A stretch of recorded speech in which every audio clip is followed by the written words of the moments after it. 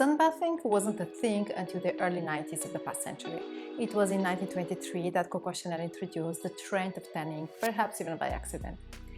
Today, we celebrate 100 years of this amazing practice that has become a true Western cultural phenomenon, I think. As you might already sense, I'm a big fan of tanning. Maybe even too much. I have always the feeling I'm never brown enough. I feel prettier when I've got tan, and I feel like showing off more skin when I'm tanned. However, I never ever go to the beach without sunscreen. This year, for the first time, I've been thinking, could sunscreen be sustainable? Is it actually possible? Many labels claim to be organic, but that term often means nothing without proper context. So, what can we trust when it comes to sun cream and protection? Hello, I'm Alexandra. Welcome back to the Brave New World. Golden tan today is the index of chic. But it wasn't always in this way. From my history of costume and fashion classes, I remember that in the past, tan skin was associated with hard physical work in the fields and was thus reserved for the lower social class. If you think about other portraits before 1920, you will realize that rich people always had pale skin. Naturally, yes, because they weren't working in the fields, but additionally because they would use chemical bleaching with toxic pomades. This seems ridiculous from the point of view of the knowledge we have today regarding vitamin D.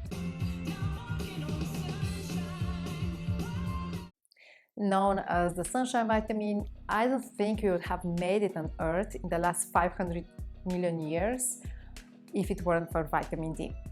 I've even read that laboratory studies confirm that vitamin D can reduce cancer cell growth, help control infections, and decrease inflammation.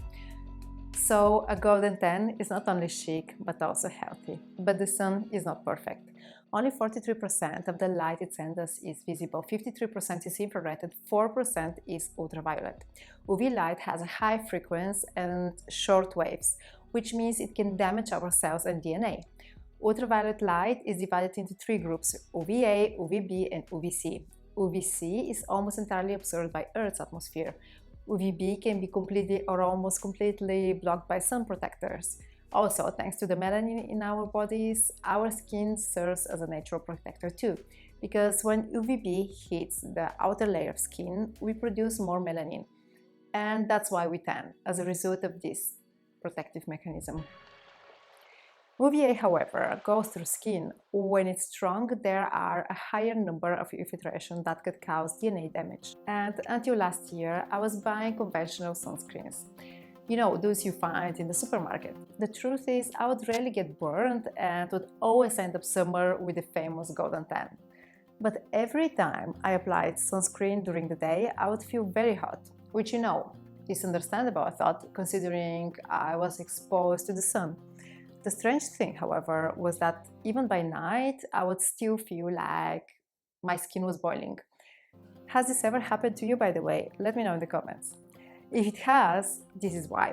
Physical filters reflect the UV light, sending it away, whereas chemical filters absorb the UV light and break it down. This is why we feel overheated, because when the UV wave breaks, it produces heat. We sense this heat on the outermost layer of our body, the skin. On top of being literally overwhelming, chemical filters have other short-term contraindications. As an example, irritation on the skin surface and potential damage to the endocrine system. Regarding the long term, we still don't know. Sun protection became commercialized to start from the 50s, but the mass sunbathing trend started in the 70s. This gives us a very short timeline to gather enough data on its effects. Can you imagine how the world looks on ultraviolet? Or even better, can you imagine how your sunscreen, the one that's supposed to protect you from that 4% of potentially damaging sunlight, looks like? You might be surprised. There is a great video on YouTube. I think everyone should watch it. I'll leave you a link in the description, don't miss it. In this video, they demonstrate exactly this, how your sunscreen appears under UV camera and what does it mean.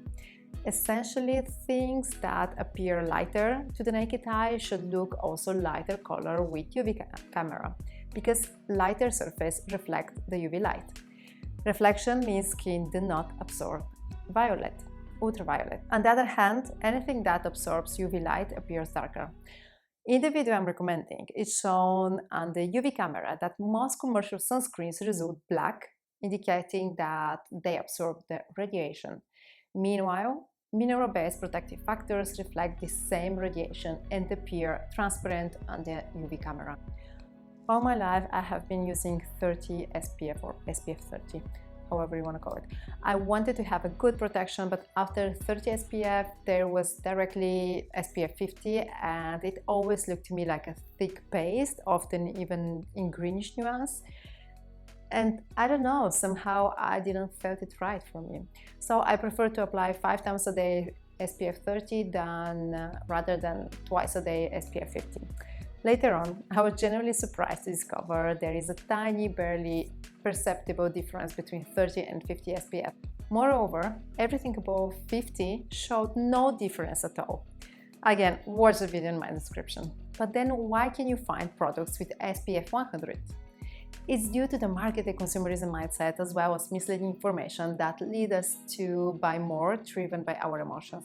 We often think that buying SPF 100 and paying more will offer better protection, as we naturally want the best for ourselves. But it's not always the case.